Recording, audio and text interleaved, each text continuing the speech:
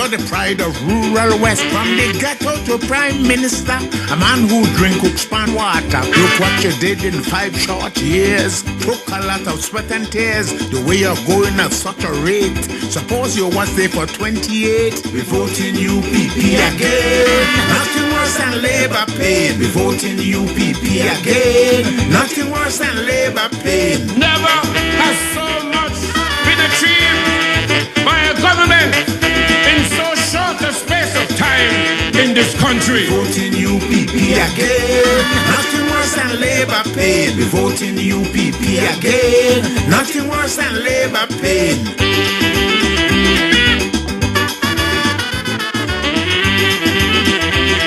Right track, right direction.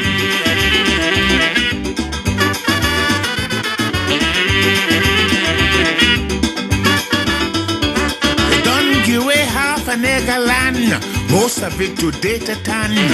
Plan to give away the rest, teach and tea and still invest. But the young generation, hell work when they take a stand. Young people do what you have to do. Vote for the men dressed in blue. We voting UPP again. Nothing worse than labor pain. We voting UPP again. Nothing worse than labor pain.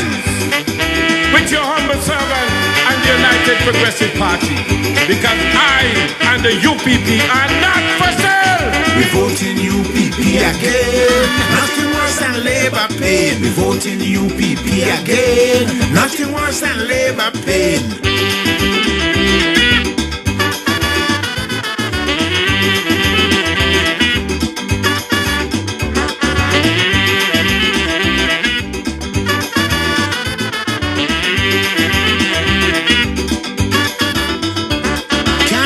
Country without no tax, you tried. The nation collapse. Public works can't get paid. And the one for go back there. You wheel and deal in cabinet. Put the nation in so much debt.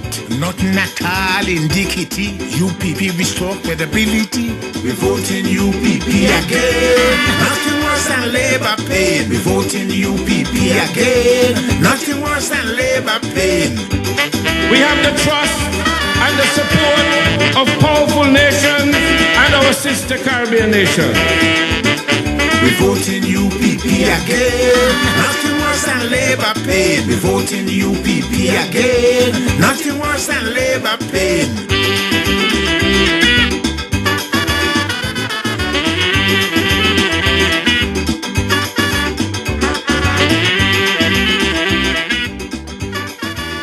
Yes. Yes, brothers and sisters, we've been having a wonderful day, a wonderful night. I want to thank you most sincerely for this tremendous outpouring of UPP support. You've had a long day. You've been with us. I know some of you have been on the road since 11 o'clock this morning.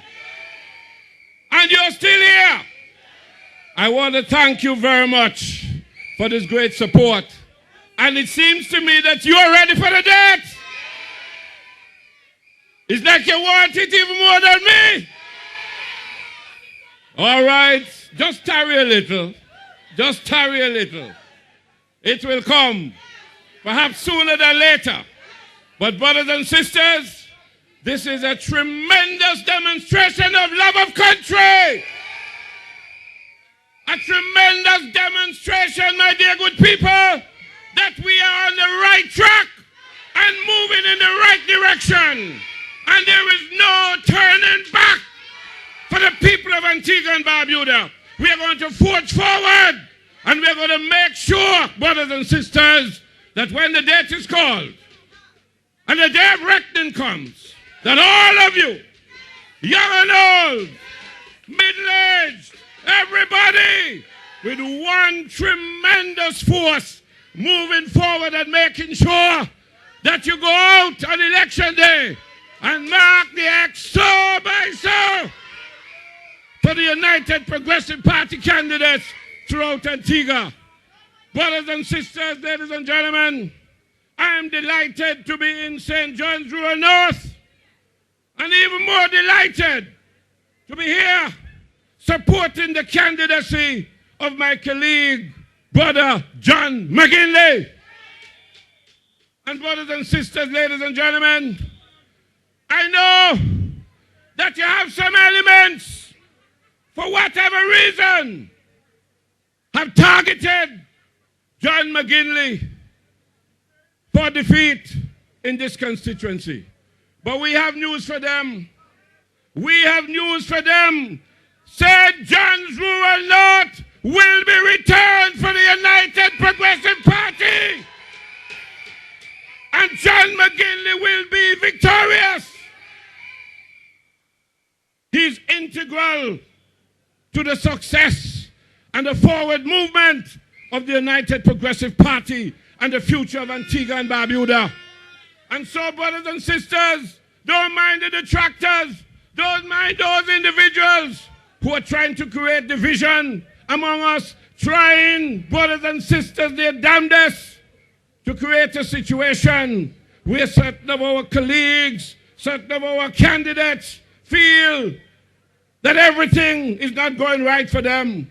I don't care who's spending money. I don't care what they're doing in rural North. I, Baldwin Spencer, say that at the end of the day, St. John's Rural North will come home for the United Progressive Party.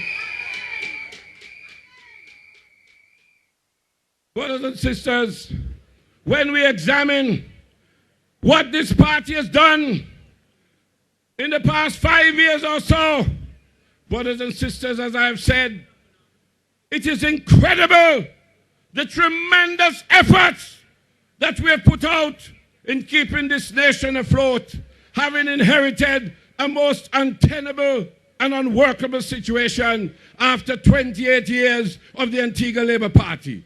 And brothers and sisters, ladies and gentlemen, I just want to say to the good people of St. John's Rural North, we have tried as a government to be fair and honest with our dealings with the people of Antigua and Barbuda. We examined the situation after we took office, and we realized that this country was near collapse. And as King Obstinate quite rightly stated, this issue of tax, they say they weren't dealing with it, but by the time we came to office, as Obstinate said, we were in a state of collapse. They collapsed the country. And brothers and sisters, ladies and gentlemen, we had to find ways and means of repairing, of taking us off that course of collapse and placing us on the road of future development where we lift in Antigua and Barbuda to a higher standard. And brothers and sisters, yes, we had to take some real hard and had to make some bold decisions. And I know in some quarters it might not have gone down well, but the reality of the situation is Antigua and Barbuda is better off as a result of those bold decisions that we have made. And so we stand on our record, a record of real accomplishments for all the people of Antigua and Barbuda. Yes, sacrifices had to be made. And in situations like these, brothers and sisters, we have to be our brothers and sisters keepers. And when you have a situation where your country is in danger of collapsing, you have to dig deep. And you have to ask yourself the question, what should we do as a people? How best can we seek to find ways and means of addressing certain situations? And as we have stated, my dear good people, we wanted to ensure that the economy of Antigua and Barbuda became stable on the path of growth, and we needed to take certain actions to allow that to happen. And I just want to thank all those persons over the past 4.5 years or so who have worked with us and who understood and appreciated what we are seeking to do. And today, brothers and sisters, despite what is happening in the world economy, which obviously will affect us in some shape or form. I am saying to you that Antigua and Barbuda today is in much better shape than when we took office in 2004.